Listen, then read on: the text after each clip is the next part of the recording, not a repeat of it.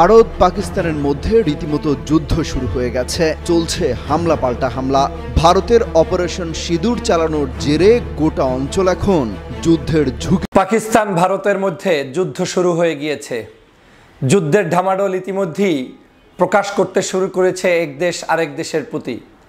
পাকিস্তানের পক্ষ থেকে ইতিমধ্যেই ভারতের 5টি যুদ্ধ বিমানকে বিধ্বস্ত করে দেওয়া হয়েছে, মাটির সাথে গুঁড়িয়ে দেওয়া হয়েছে। এখন পর্যন্ত সংবাদ এসেছে যে ভারতের পক্ষ থেকে সাদা পতাকা উত্তোলন করে পাকিস্তানের কাছে ক্ষমা প্রার্থনা ভিক্ষা করে তারপরে তারা সেই যুদ্ধের ময়দান থেকে ছুটকে পড়তে চায়। ভারত পাকিস্তানের সাথে যুদ্ধ করবে কিনা নিয়ে সংশয় ছিল। নিজেদের আত্মমর্যাদা রক্ষার জন্য চিন্তা করলো পাল্টা একটু হামলা করব, যেটার মাধ্যমে আমরা বুঝাইতে পারি দেশবাসীকে যে আমরা এখনো পর্যন্ত সক্রিয় আছি। সেই হামলা তারা করলো, কিন্তু হামলা করে তারা টিকতে পারলো না। শেষ পর্যন্ত তাদের ক্ষমা চাইতে হলো এবং নিজেদের ক্ষয়ক্ষতি হলো, বিমান হারালো, সৈন্য হারালো। তাই শেষ পর্যন্ত সাদা পতাকা উত্তোলন করে পাকিস্তানের কাছে ক্ষমা চাইছে, কিন্তু পাকিস্তান এই ক্ষমা মেনে নেয়নি, তারা পাল্টা হামলা করবে। তো পাকিস্তান কিসের ভয়ে আসলে মূলত পাকিস্তানের কাছে ভারত ক্ষমা চাইতে শুরু করলো যুদ্ধ শুরুর আগেই? এই বিষয়ের বিশ্লেষণ করবো। এর আগে দাদাদের সীমান্ত থেকে পালিয়ে যাওয়ার কিছু আলোচনা আমরা দেখব। পাকিস্তান ভারতের মধ্যে যুদ্ধ শুরু হয়ে গিয়েছে। যুদ্ধের ঢামাডোল ইতিমধ্যেই প্রকাশ করতে শুরু করেছে এক দেশ আরেক দেশের প্রতি। পাকিস্তানের পক্ষ থেকে ইতিমধ্যেই ভারতের 5টি যুদ্ধ বিমানকে বিধ্বস্ত করে দেওয়া হয়েছে, মাটির সাথে গুঁড়িয়ে দেওয়া হয়েছে। এখন পর্যন্ত সংবাদ এসেছে যে ভারতের পক্ষ থেকে সাদা পতাকা উত্তোলন করে পাকিস্তানের কাছে ক্ষমা প্রার্থনা ভিক্ষা করে তারপরে তারা সেই যুদ্ধের ময়দান থেকে ছুটকে পড়তে চায়। আমরা বাংলাদেশের জনগণ কখনোই যুদ্ধে বিশ্বাস করি না। যুদ্ধ পৃথিবীর কোথাও থাকুক সেটা আমরা চাই না। আমরা চাই পৃথিবীর মানুষ শান্তিতে থাকুক, পৃথিবীর সমস্ত জনপদ শান্তিতে থাকুক, এবং যে ধর্মের হোক না কেন, যে গোত্রের হোক না কেন, যে আদর্শের হোক না কেন, প্রত্যেকটি নারী, শিশু, পুরুষ মানুষের অধিকার রয়েছে জীবনকে আনন্দ উপভোগ করার। কিন্তু এই যুদ্ধ কখনোই আমাদেরকে সমাধান দিতে পারে না, যুদ্ধ কখনোই আমাদেরকে শান্তি দিতে পারে না। কিন্তু যুদ্ধ তো লেগেই গিয়েছে এখন ভারত এবং পাকিস্তানের মধ্যে। এই যুদ্ধের জন্য আসলে দায়ী কারা সেটা আপনাকে জানতে হবে, বুঝতে হবে। আপনারা জানেন গত কয়েকদিন আগে কাশ্মীরের একটি বিশেষ অঞ্চলে 26 জন ভারতীয় নাগরিককে কোনো একটি গোষ্ঠী তাদেরকে যে কোনো মূল্যে সেখানে হত্যা করেছিল। তার উপর ভিত্তি করে ভারতের পক্ষ থেকে সিদ্ধান্ত নেওয়া হয়েছে যে তারা এখন পাকিস্তানকে শাস্তি দিবে, অথচ তাদের কাছে কোনো তথ্য নেই, কোনো গবেষণা নেই যে আদতে এটা পাকিস্তান করেছে না ভারত করেছে না কোনো গোষ্ঠী করেছে। বরং মানুষের কাছে তথ্য এরকম আছে যে ভারত এবং পাকিস্তানের মধ্যে অশান্তি সৃষ্টির জন্য পায়ে পাড়া দিয়ে যুদ্ধ বাঁধানোর জন্যই ভারত এই অপকর্মটি করেছে, করে তারপরে সেটাকে চাপিয়ে দিতে চাচ্ছে মুসলমানদের উপরে কিংবা পাকিস্তানিদের উপরে। প্রিয় বন্ধুরা আমার, আপনারা জানেন ইতিমধ্যেই পাকিস্তানের পক্ষ থেকেও ভারতের উপরে যে যুদ্ধের আক্রমণ সেটা শুরু হয়েছে। ভারত সবার আগে তাদের পক্ষ থেকে শুরু করেছে এবং কিছু বেসামরিক মানুষ যারা সাধারণ নাগরিক, শিশুসহ সেখানে পাকিস্তানের কিছু নাগরিক ইতিমধ্যেই শহীদ হয়েছে। অন্যদিকে ভারতে ইতিমধ্যেই পাকিস্তানের পক্ষ থেকে যে আক্রমণ হয়েছে সে আক্রমণে পাকিস্তানের 6 জনের অধিক নাগরিক, আমার কাছে তথ্য জানা মতে, তারা মৃত্যুবরণ করেছে এবং সেখানে তাদের 5টি যুদ্ধ বিমানকে বিধ্বস্ত করা হয়েছে। পাশাপাশি তাদের একটি ঘাঁটিতে আক্রমণ করা হয়েছে এবং তারা সাদা পতাকা উত্তোলন করে পাকিস্তানের কাছে নাকি ক্ষমা ভিক্ষা পর্যন্ত চেয়েছে। ইতিমধ্যেই পাকিস্তান বলছে যে আমরা পারমাণবিক অস্ত্র ব্যবহার করতে হয় এমন দিকে যাইতে চাই না, কিন্তু যদি কেউ এই ধরনের কার্যক্রম করে তাহলে আমরা পারমাণবিক অস্ত্র তুলতে ভুলব না, আমরা কিন্তু আমাদের কাছে আছে। আপনারা জানেন বিশ্বের পারমাণবিক শক্তিধর রাষ্ট্রের মধ্যে পাকিস্তানও অন্যতম একটি রাষ্ট্র এবং ভারতের চাইতে পাকিস্তানে পারমাণবিক অস্ত্রের মজুদ সবচাইতে শক্তিশালী এবং বেশি। পাকিস্তানে অনেকগুলো কারণে তারা শক্তিশালী রাষ্ট্রে রূপান্তরিত হবে। যেমন ভারতের সাথে আমেরিকার সম্পর্ক ভালো, কিন্তু সেই ভালোটা এমন নয় যে পাকিস্তানকে ধ্বংস করে দিয়ে ভারতকে পছন্দ করবে, বরং তারা পাকিস্তানের প্রতি সমর্থন জানিয়ে গিয়েছেন বিগত দিনে। এটা হিস্ট্রিক্যাল, তাদের সাথে একটা সম্পর্ক রয়েছে। অন্যদিকে বিভিন্ন জায়গা থেকে চীন বলেন এরপরে আমাদের এই পার্শ্ববর্তী যে সকল রাষ্ট্রগুলো রয়েছেন, কোনো জায়গা থেকেই ভারত কোনো ভালো অবস্থানে নেই এবং তাদের সেভেন সিস্টার যে রয়েছে, সেই সেভেন সিস্টার রয়েছে চরম ঝুঁকির মধ্যে। ভারত যদি আজকের যুদ্ধের দিকে নিজের পাও আগিয়ে দেয়, তাহলে সবচেয়ে এখন পর্যন্ত ধারণা ভারতের ক্ষতি বেশি হবে পাকিস্তানের তুলনায়। আমরা কখনোই পাকিস্তানের ভালো হোক, ভারতের ক্ষতি হোক, ভারতের ভালো হোক, পাকিস্তানের ক্ষতি হোক, এটা আমরা চাই না। আমরা চাই যার যার রাষ্ট্র তার অধিকার নিয়ে স্বাধীনভাবে বেঁচে থাকুক। কিন্তু ভারত কি এই মোরল রাষ্ট্রগিরি দেখাতে গিয়ে তারা এই কথাটি কখনোই কি স্মরণে রাখে যে যার যার অধিকার সে ভোগ করুক? না, তারা রাখে না। তারা এমন একটি অবস্থান গ্রহণ করে যে ভৌগোলিকভাবেই তারা সকলের কাছে একটু তিক্ত রাষ্ট্রে রূপান্তরিত হয়েছে। তারা অতিরিক্ত ক্ষমতা প্রয়োগ করতে গিয়ে, অন্যায় আচরণ করতে গিয়ে আজ তারা বিভিন্ন জায়গায় তাদেরকে এখন মানুষ অপছন্দ করা শুরু করে দিয়েছে। সে কারণে বাংলাদেশের জনগণ সিদ্ধান্ত নিয়েছে, আমি ইতিমধ্যে ফেসবুকে, ইউটিউবে বিভিন্ন জায়গায় যে সকল মানুষের মতামত পেলাম, তাতে 96 থেকে 97-8% পিপল পর্যন্ত পাকিস্তানকে সমর্থন করে। তবে কেউ যুদ্ধকে সমর্থন করে না। যদি যুদ্ধই হয় তাহলে পাকিস্তানের পক্ষে থাকবে, আর যুদ্ধের পক্ষে আমরা কেউ নাই, এটাই হচ্ছে বাস্তব সত্য কথা। তাহলে এই পর্যায়টা আজকে 53 বছর স্বাধীনতার পরে কেন দাঁড়ালো? কারণ ভারত আমাদেরকে যে স্বাধীনতার নামে যে শোষণ নীতি করেছে, যে জুলুম অত্যাচার করেছে, জনগণ এবং বর্তমান প্রজন্ম বুঝতে সক্ষম হয়েছে যে বাংলাদেশের প্রকৃত শত্রু কিন্তু এই পাকিস্তানের তুলনায় ভারত। এবং পাকিস্তান যা করেছে অত্যাচার, জুলুম, নির্যাতন, তার শাস্তি তারা ভোগ করেছে। এখন আমাদের শত্রু পাকিস্তান নয়, আমাদের শত্রু পার্শ্ববর্তী দেশ ভারত।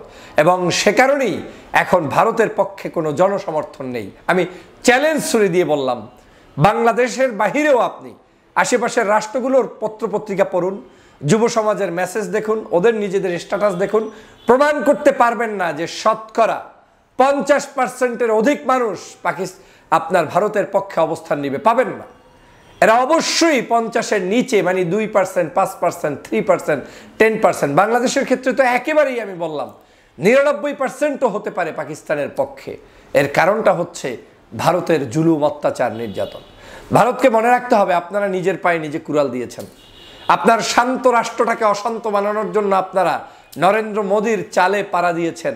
আপনারা মুসলমানদের উপরে নিধন করতে গিয়ে, নির্যাতন করতে গিয়ে এখন নিজেদের সার্বভৌমত্বকে ধ্বংস করবেন। বাংলাদেশের জনগণকে বলবো, আমাদেরকে প্রস্তুত থাকতে হবে।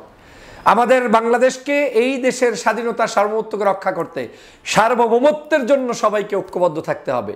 দল আপনার ভিন্ন হতে পারে, বিএনপি করেন, জামাত করেন, চরমনাই করেন, হেফাজত করেন, অন্য অন্য ছোট বড় রাজনৈতিক দল করেন, আপত্তি নেই। দেশ আমাদের সবার। এ দেশকে সবার আগে মাতৃভূমির টানে ঐক্যবদ্ধ থাকতে হবে। এ দেশের পাশের রাষ্ট্রগুলোতে যুদ্ধ লাগলে আমাদের জন্যও কিন্তু কখনোই এটা কল্যাণকর নয়। সে কারণে আমাদেরকেও কিন্তু সচেষ্ট থাকতে হবে এবং সতর্ক থাকতে হবে। এবং সতর্কই নয়, প্রস্তুত থাকতে হবে। যদি কোনো কারণে আমাদের উপরেও কোনো আঘাত চলে আসে, তাহলে আমরাও আমাদের জীবনকে রক্ষার জন্য, দেশকে রক্ষার জন্য সবাই মিলে ঐক্যবদ্ধভাবে ঝাঁপিয়ে পড়ব। এবং এই দেশ রক্ষার আন্দোলনে আমাদেরকে ঐক্যবদ্ধ থাকতেই হবে। ইস্পাত দৃঢ় শক্তি নিয়ে আমাদের ঐক্যবদ্ধ থাকতে হবে। একটি জিনিস খেয়াল করেছেন, ভারত পাকিস্তানের যুদ্ধে আওয়ামী লীগের দোসররা ভারতের পক্ষে অবস্থান নিয়েছে। ইতিমধ্যেই বাংলাদেশের কাছে যে সকল তথ্য এসেছে, পত্রপত্রিকা যে সকল তথ্য প্রকাশ করছে, সেই তথ্যগুলোকে ইনিয়ে বিনিয়ে আপনার আওয়ামী লীগের লোকেরা ভারতে বসে বসে পোস্ট করার চেষ্টা করছে, দাদাবাবুদেরকে সন্তুষ্ট রাখার চেষ্টা করছে।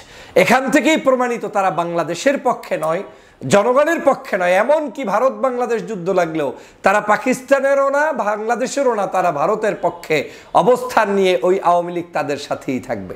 এটার দ্বারাই হচ্ছে আজকের বাংলাদেশের বাস্তব আওয়ামী লীগের চিত্র আপনারা বুঝতে পারবেন। অতএব তারা দেশদ্রোহী, দেশ বিরোধী। সেই দেশ বিরোধী শক্তির বাহিরে যারা আছেন, আপনারা যারা দেশপ্রেমিক, তারা সবাই মিলে এই দেশের জন্য লড়াই করার জন্য প্রস্তুত থাকতে হবে। সার্বভৌমত্ব রক্ষায় কোনো কাটছাট চলবে না, কোনো দ্বিধাদ্বন্দ্ব থাকবে না। আমরা সবাই এক এবং অভিন্ন থাকবো ইনশাআল্লাহ। আপনাদের কাছে আমাদের প্রত্যাশা, আমরা বিশ্বের মানুষদের কাছে আহ্বান জানাই, সবার পক্ষ থেকে আমরা যুদ্ধ চাই না, শান্তি চাই। শুধু ভারত পাকিস্তানের যুদ্ধই নয়, আমরা প্যালেস্টাইনের মুসলমানদের উপরে যে অত্যাচার জুলুম নির্যাতন চলছে সেটার একেবারে চিরদিনের জন্য সেটা মুছে ফেলতে চাই। তাদের উপরে আর কোনো জুলুম নির্যাতন না হোক, তারা স্বাধীন রাষ্ট্র নিয়ে, স্বাধীন দেশ নিয়ে পরিচালিত হতে পারে সেই প্রত্যাশা আমি করি। দেশকে ভালো। ভারত যুদ্ধ শুরু হয়ে গেছে। প্রথমে ভারত গেল রাত 1টার কিছু পরে পাকিস্তানে ভয়াবহ স্ট্রাইক চালিয়েছে। বলা হচ্ছে 6টি অঞ্চলে 9টি স্থানে প্রায় 26টি মিসাইল নিক্ষেপ করেছে পাকিস্তানের ভেতরে। এর মধ্যে আজাদ কাশ্মীর সহ পাকিস্তানের বেশ কয়েকটি গুরুত্বপূর্ণ স্থানে ভারত আক্রমণ করেছে। ভারত বলছে তারা পাকিস্তানের জঙ্গি আস্তানাগুলোকে টার্গেট করে এই স্ট্রাইক চালিয়েছে। কিন্তু সরেজমিনে পাকিস্তান সহ অর্থাৎ পাকিস্তানে থাকা আন্তর্জাতিক গণমাধ্যমগুলো যে তথ্য প্রচার করছে, আল জাজিরা সহ, দেখা গেছে আজাদ কাশ্মীরের মাদ্রাসা মসজিদগুলোতে এই মিসাইল অ্যাটাক করেছে ভারত। পাশাপাশি এরকম বেশ কয়েকটি স্থানে সিভিলিয়ানদের টার্গেট করেছে ভারত। এখন পর্যন্ত যে সূত্রের খবর পাওয়া গেছে, প্রায় 20 থেকে 25 জনের উপর নিহত হয়েছে পাকিস্তানের, 40 জনের মতো আহত হয়েছে। সকালে আমরা বলেছিলাম 8 থেকে 9 জন নিহতের খবর। এই আপডেটটি ক্রমান্বয়ে বাড়ছে। আমি পাকিস্তানের একটি সূত্র থেকে এই খবরটি দিলাম, জানি না এর প্রকৃত সংখ্যাটা আসলে কোথায় গিয়ে ঠেকবে। ভারত বলছে তাদের অপারেশন সিন্দুর সাকসেস হয়েছে, অর্থাৎ তারা যে অপারেশনটি করেছে এটি সফল হয়েছে। আদৌ কি সফল হয়েছে নাকি তারা ব্যর্থ হয়েছে, এই বিষয়ে একটু তথ্য আপনাদের জানিয়ে রাখা ভালো। ভারতের এবারের যুদ্ধে প্রধান টার্গেট ছিল বা সারপ্রাইজ ছিল ফ্রান্সের তৈরি রাফায়েল। তাদের হাতে ইতিমধ্যে 36টির মতো রাফায়েল রয়েছে এবং আরও 26টির অর্ডার তারা ফ্রান্সকে দিয়েছে, যেটা 2030-এর মধ্যে ভারত পাবে। তো এই 36টি রাফায়েল ভারত পাকিস্তানের এই যুদ্ধে প্রস্তুত রেখেছিল। প্রথমেই আমরা দেখলাম কাশ্মীর অঞ্চলে 4টি রাফায়েল প্রবেশ করে পাকিস্তানের তাড়া খেয়ে পালিয়ে গিয়েছিল। শেষ পর্যন্ত গত রাতে ভারত রাফায়েল Su-35 MiG-29 এই 3টি যুদ্ধবিমান ব্যবহার করেছে পাকিস্তানের বিরুদ্ধে। এই 3 ধরনের যুদ্ধবিমান থেকে কেবল ভারতের অহংকারের রাফায়েল 3টি ভূপাতিত করে দিয়েছে পাকিস্তান, এবং রাশিয়ার তৈরি Su-35 এবং MiG-29 এগুলো ভূপাতিত করেছে। এক কথায় ভারত তার রাফায়েল দিয়ে চমক দেখাতে গিয়ে এবার দুমড়ে পড়েছে বা মুষড়ে পড়েছে। পাকিস্তান বলেছে তারা 3টি রাফায়েল উড়িয়ে দিয়েছে, অর্থাৎ ভূপাতিত করেছে। ইতিমধ্যে ভারতীয় গণমাধ্যমে 3টি রাফায়েলের ছবি প্রকাশ হতে শুরু করেছে এবং রাশিয়ার Su-35 আমরা ধ্বংসস্তূপের যেখানে ধ্বংস হয়েছে তারও ছবি দেখেছি।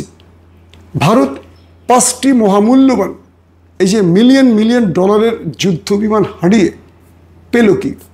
হয়তোবা 2 ডজন নিরীহ মানুষের প্রাণ।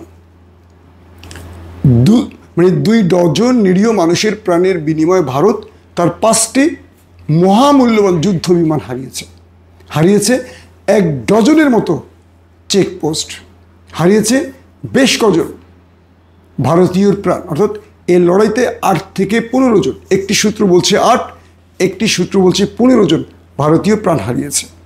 তাহলে প্রাপ্তিটা কি? কিছু মসজিদ ধ্বংস, মাদ্রাসা আক্রান্ত, কিছু সিভিলিয়ানকে আক্রমণ করে ভারত তার মহামূল্যবান 5টি বিমান হারিয়ে, যুদ্ধ বিমান হারিয়ে কী পেল? ভারতেরও তো লোক মারা গেছে, এবং ভারতের যেই ব্রিগেড কমান্ডার অর্থাৎ ব্রিগেড কমান্ড যেটি প্রধান, সেটিকে উড়িয়ে দিয়েছে পাকিস্তান। শুধু তাই নয়, শ্রীনগরের এয়ার বেজ উড়িয়ে দিয়েছে। তো পাকিস্তান ভারতকে যে শক্ত জবাব দিয়েছে গত রাতের এই আক্রমণে, বিশ্বব্যাপী এই তথ্যগুলো এখন প্রচার হচ্ছে। দিন শেষে আন্তর্জাতিক গণমাধ্যমগুলো বলছে এই যুদ্ধে ভারত মূলত কিছু পায়নি, বরং ভারতকে সবচেয়ে বড় সারপ্রাইজ দিয়েছে পাকিস্তান। 3টি রাফায়েল ধ্বংসের পর ফ্রান্সের রাফায়েল কোম্পানির প্রতিষ্ঠানের শেয়ার ঠাস করে মাটিতে পড়ে গেছে। যে রাফায়েল কিনতে পৃথিবীর বিভিন্ন দেশ উন্মুখ হয়ে থাকে, হঠাৎ করে ভারত পাকিস্তানে আক্রমণের পর পাকিস্তানের শাহিন, খেয়াল করবেন, পাকিস্তানের শাহিন ভারতের রাফায়েলকে ভূপাতিত করে। শুধু শাহিন, রাফায়েল নয়, SU-35 এবং MiG-29ও ভূপাতিত করে। সঙ্গে সঙ্গে ফ্রান্সের রাফায়েলের শেয়ারের দরপতন হয়ে গেছে, একদম মাটিতে পড়ে গেছে। রাফায়েল এখন ফ্রান্সের লজ্জা হয়ে গেছে ভারতের কারণে। আপনাদের মনে আছে 2019 সালে পুলওয়ামার ঘটনার পর এভাবে একটি স্ট্রাইক চালিয়েছিল ভারত, এবং সেখানে ভারতের 2টো যুদ্ধ বিমান এবং একটি হেলিকপ্টারকে ভূপাতিত করেছিল। এরপর অভিনন্দন নামে একজন পাইলটকে আটক করেছিল পাকিস্তান। পুলওয়ামাতেও এইভাবে লজ্জাজনক পরাজয় বরণ করেছিল দাদারা। এবার দীর্ঘ কয়েক দিন ধরে প্রস্তুতি নিচ্ছিল, 3 বাহিনীকে গ্রিন সিগন্যাল দিয়েছিল, সাগরে NS ভিক্টরকে নামিয়েছিল, আকাশে যুদ্ধ বিমানগুলো উড়িয়েছিল, সীমান্তগুলোতে কড়া পাহারা বসিয়েছিল। এত কিছুর পরও ভারতের প্রাপ্তি শূন্য। আন্তর্জাতিক গণমাধ্যম থেকে শুরু করে পাকিস্তান, ভারতের গণমাধ্যম এই লড়াই শেষে একদিন পর বলছে ভারতের প্রাপ্তির খাতা শূন্য। ইতিমধ্যে ভারতের লাইন অফ কন্ট্রোল অতিক্রম করে পাকিস্তানি সেনারা ভারতে ব্যাপক গোলাবর্ষণ করেছে। প্রকৃত হতাহতের সংখ্যা নিয়ে লুকোচুরি করছে দাদাদের দেশটি। পাশাপাশি পাক সেনাপ্রধান বলেছেন যে আমরা এখানে থেমে যাব না, আমরা আরও শক্ত জবাব দেব। প্রতিটি মানুষের জীবনের মূল্য, অর্থাৎ একজনের মূল্য আমরা 10 জন দিয়ে পুষিয়ে নেব। তার মানে এই লড়াইটা আরও কড়া আকারে হচ্ছে, বড় ফ্রেমে হচ্ছে, এটা বলা যাচ্ছে। পাকিস্তানের ISPR ইতিমধ্যে টোটাল ব্রিফ করেছে আসলে কি হয়েছে। সেই ব্রিফে মানে পাকিস্তানের সেনাবাহিনীর যে ব্রিফটি যা করেছে তার সম্পূর্ণ প্রমাণসহ তারা হাজির করেছে। ইতিমধ্যে কাশ্মীর থেকে ধ্বংসস্তূপ, মানে রাফায়েল বা SU-35-এর যে ধ্বংসস্তূপ, সেগুলো ছবি প্রকাশ হয়েছে। কিন্তু ভারত যা দাবি করছে তার পক্ষে একটি প্রমাণ ভারতীয় গণমাধ্যমে দেখিনি, কেবল মসজিদ, মাদ্রাসা, নিরীহ মানুষের প্রাণ ছাড়া। ভারত বলছে আমরা পাকিস্তানের কোনো মিলিটারি বেজ বা মিলিটারি স্টেশনকে টার্গেট করিনি, কিন্তু পাকিস্তান আমাদের মিলিটারি স্টেশনকে টার্গেট করেছে, মিলিটারি ডিপার্টমেন্টকে টার্গেট করেছে। তার প্রধান একটি প্রমাণ পেলাম, ভারতের ব্রিগেড যে প্রধান বা ব্রিগেড কমান্ডিং যে প্রধান কী বলবো কার্যালয়, সেটিকেও আক্রমণ করেছে পাকিস্তান মিসাইলের মাধ্যমে।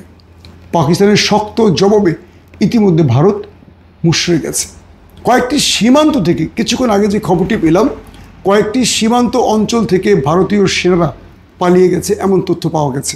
অর্থাৎ লাইন অফ কন্ট্রোল থেকে যখন ভারতের দিকে মুভ করছিল পাক সেনারা, তখন সেখান থেকে দাদাদের সেনারা জীবন বাঁচাতে পালিয়ে গেছে এমন তথ্য হাজির হয়েছে। প্রিয় দর্শক, ইতিমধ্যে সেনাবাহিনী বলেছে তারা শিগগিরই আরও কড়া পদক্ষেপ নিতে যাচ্ছে। কিন্তু হঠাৎ করে ভারত কেন বলছে তাদের অপারেশন সিন্ধু সাকসেস? তার মানে তারা কি পাকিস্তানের সাথে লড়তে চাইছে না? কিন্তু পাকিস্তানের ভেতর থেকে দাবি উঠছে, অর্থাৎ এই সুযোগটি যেন কাজে লাগায় পাকিস্তান। ভারতকে এই যে স্টার্টিং, একদম শুরুতেই যে বড় ধাক্কাটি পাকিস্তান দিল, এখন যদি পাকিস্তান কোনো কারণে, কৌশলগত কারণে সরে যায়, তাহলে এখানে এই বিজয়টি হাতছাড়া হয়ে যাবে। প্রথম ধাক্কায় ভারতীয় সেনাদের মনোবল যে পাকিস্তান ভেঙে দিয়েছে, এটাকে এখন পাকিস্তানকে কাশ্মীর বিজয়ের মাধ্যমে এই সফলতাটাকে ঘরে তুলতে হবে। আজাদ কাশ্মীরের জনগণ বলছে আমরা রক্ত দিয়েছি, জীবন দিয়েছি, আমরা স্বাধীনতা চাই। এবং আজাদ কাশ্মীরের মতো একটি বিষয় এখন জম্মু কাশ্মীর, ভারতীয় অঞ্চল, এই ভারতীয় অঞ্চল কাশ্মীরের যে অঞ্চলটি, এটা এখন পাকিস্তানের প্রধান টার্গেট হবার কথা। পাকিস্তানের রাজনৈতিক বিশ্লেষকরা এখন বলছেন সেনাবাহিনীর এখন উচিত ভারতের এই অন্যায় অভিযান বা অন্যায় এই স্ট্রাইকের প্রতিশোধ হিসেবে কাশ্মীরে নজর রাখা। যদি পাক সেনাবাহিনী ভারতের শুরুতে যে ধাক্কাটা দিল, তাদের যে মনোবল ভেঙে গেল, এখানে যদি তারা জম্মু কাশ্মীর বা ভারতীয় কাশ্মীরকে টার্গেট করতে পারে, তাহলে ভারত এখানে বড় রকম পরাজয়ের দিকে এগুবে। আন্তর্জাতিক বিশ্ব দুই দেশকে শান্ত বলেছে। ইতিমধ্যে ভারত পাকিস্তানের চাপে পড়ে গেছে যে প্রথম স্ট্রাইকের পর পাকিস্তান তাদের যে এক রাতে এত বিশাল ক্ষতি করে ফেলল, যুদ্ধ বিমান থেকে শুরু করে ব্রিগেড কমান্ড থেকে শুরু করে যে ক্ষতিটি করলো, ভারত এখন বা নরেন্দ্র মোদী এখন আরব রাষ্ট্রের কাছে ধর্ণা দিচ্ছে যেন পাকিস্তান এরপর আর কোনো পদক্ষেপ না নেয়। সৌদি আরব, কাতার, কুয়েত, আরব আমিরাত এই দেশগুলোতে ভারতের অ্যাম্বাসেডররা মুসলিম বিশ্বের এই কি বলবো আরব রাষ্ট্রের রাষ্ট্রপ্রধানদের কাছে ধর্ণা দিচ্ছেন যেন তারা পাকিস্তানকে বলেন এই যুদ্ধ থেকে পাকিস্তান সরে আসতে। এবং পাকিস্তান বলছে, মানে ভারত বলছে, আমাদের স্ট্রাইক শেষ, আমরা ঘরে ফিরে যেতে চাই, পাকিস্তান যেন প্রতি উত্তরে আর কোনো আক্রমণ না করে। কিন্তু পাকিস্তান বলছে আমরা আরও কড়া পদক্ষেপ নিতে যাচ্ছি। এখন ভারতীয়রা মহা আতঙ্কে আছে, তাই তারা মধ্যপ্রাচ্যের আরব রাষ্ট্রগুলোর কাছে গেছে যাতে করে অল্প কিছু সময়ের ভিতরেই পাকিস্তানের যে পাল্টা প্রতিক্রিয়া, যে পাল্টা আক্রমণ, সেই আক্রমণে ভারতের সেনাবাহিনী সাদা পতাকা উড়িয়ে যুদ্ধের ময়দান থেকে পালিয়ে গিয়েছে এমন সংবাদই আন্তর্জাতিক বিভিন্ন মিডিয়ায় প্রকাশ করা হচ্ছে এবং এর সত্যতাও পাওয়া গিয়েছে বলে আন্তর্জাতিক মিডিয়াগুলো বলছেন। সংবাদপত্রে আসছে পাকিস্তান ও আজাদ কাশ্মীরের মসজিদসহ কয়েকটি স্থানে মঙ্গলবার গভীর রাতে ক্ষেপণাস্ত্র হামলা চালিয়েছে ভারত। এই হামলার পর খুব দ্রুততার সঙ্গে পাকিস্তান স্থল ও আকাশপথে ব্যাপক পাল্টা হামলা চালিয়েছে। এতে ভারতের কয়েকটি যুদ্ধবিমান, সেনাবাহিনীর চেকপোস্ট ও স্থাপনা ধ্বংস হয়। পাকিস্তানের ভয়াবহ পাল্টা হামলায় টিকতে না পেরে ভারতের সেনাবাহিনী পিছু হটেছে। এক পর্যায়ে তারা পরাজয় স্বীকার করে কাশ্মীর বিভাজনকারী সীমান্তের একটি সামরিক চৌকিতে সাদা পতাকা উড়িয়ে আত্মসমর্পণ করেছেন, এমন দাবি করেছে পাকিস্তানের তথ্য ও সম্প্রচার মন্ত্রী আতাউল্লাহ। তার খবরটি প্রকাশ করেছে আল জাজিরা বুধবার সামাজিক যোগাযোগ মাধ্যম এক্সে বা টুইটারে এই দাবি করেন তিনি। প্রতিবেদনে বলা হয়, কাশ্মীরের বিভাজনকারী সীমান্তে একটি চৌকিতে ভারতীয় সেনারা সাদা পতাকা উড়িয়ে যুদ্ধের সময় সাদা পতাকা সাধারণত আত্মসমর্পণের প্রতীক হিসেবেই বিবেচিত হয়। যাই হোক, তো দেখেন মাত্র কয়েক ঘন্টা ভারতের এই যে সেনাবাহিনী, এত শক্তিশালী সেনাবাহিনী, ভারত যত না ফালাফালি করে লম্পজম্প করে, কিন্তু যুদ্ধক্ষেত্রে যে ভারত পাকিস্তানের কাছে নস্যি সেটাই কিন্তু এখন বোঝা যাচ্ছে। শুধু তাই নয়, পাকিস্তানের পক্ষ থেকে প্রথমেই বলা হয়েছে যে ভারতের 6টি যুদ্ধবিমান, যে রাফায়েল যুদ্ধবিমান, সেটি ধ্বংস করা হয়েছে। প্রথমে ভারত অস্বীকার করলেও এখন কিন্তু সেটি স্বীকার করে নিয়েছেন। ভারত বলছেন যে 5টি না 3টি যুদ্ধবিমান ধ্বংস করেছে পাকিস্তান।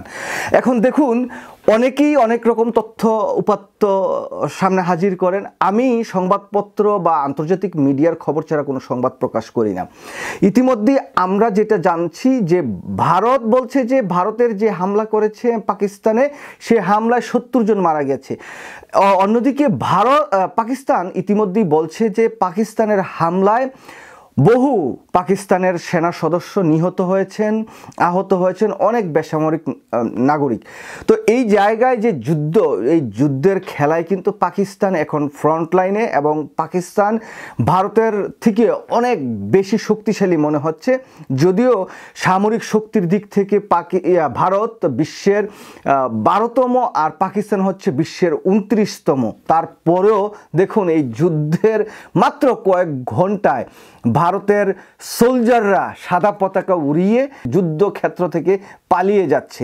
শুধু তাই নয়, এই যুদ্ধটা যদি দীর্ঘস্থায়ী হয়, যদি ভারত দ্রুততার সহিত এই যে ভারত পাকিস্তান যুদ্ধ সেটা বন্ধের ডাক না দেয়, তাহলে ভারত পাকিস্তান এই দুটি দেশের মধ্যে ভারতের কিন্তু সবচাইতে বেশি ক্ষতি হবে।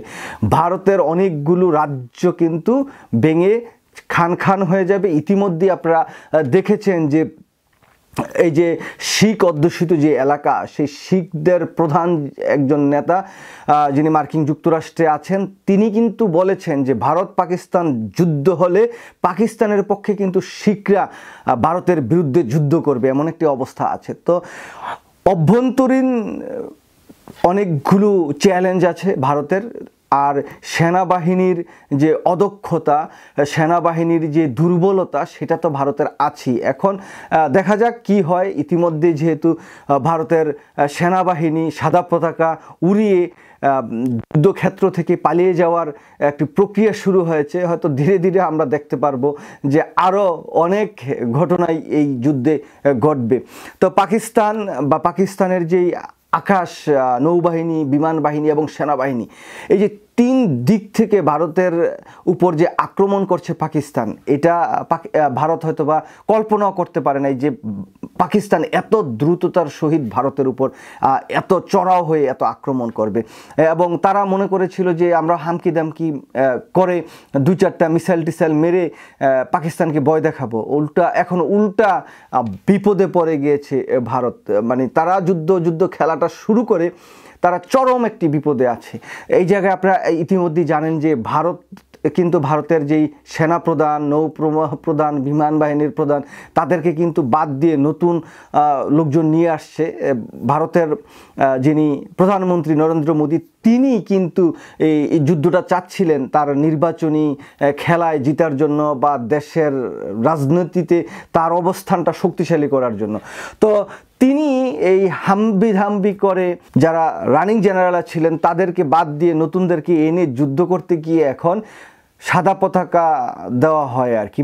তো যেটা আপনারা নিউজে দেখলেন যে সাদা পতাকা উড়ানো মানে যে তারা পরাজয় বরণ করেছেন। এমন এক জায়গায় আমরা খবর পাচ্ছি, যেহেতু মাত্র যুদ্ধের কয়েক ঘন্টা। আর দেখেন, ভারত কিন্তু রাতের অন্ধকারে পাকিস্তানে হামলাটা করেছে, আর পাকিস্তান কিন্তু দিনের আলোতেই ভারতের উপর হামলা বা যেই পাল্টা আক্রমণ সেটা কিন্তু তারা চালাচ্ছে। তবে দেখা যাক যুদ্ধ কি হয়। আমরা চাই না যে যুদ্ধ দীর্ঘস্থায়ী হোক, যেহেতু দুটি পারমাণবিক শক্তিধর।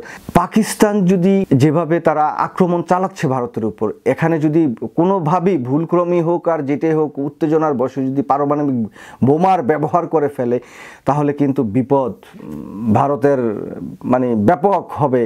কারণ পাকিস্তানের যে অঞ্চল, সেই জায়গা থেকে কিন্তু ভারতের যে অঞ্চলগুলো, সেই জায়গায় জনসংখ্যা কিন্তু অনেক বেশি, জনবহুল রাষ্ট্র হিসেবে কিন্তু ভারত এটা অনেক আগেই স্বীকৃত।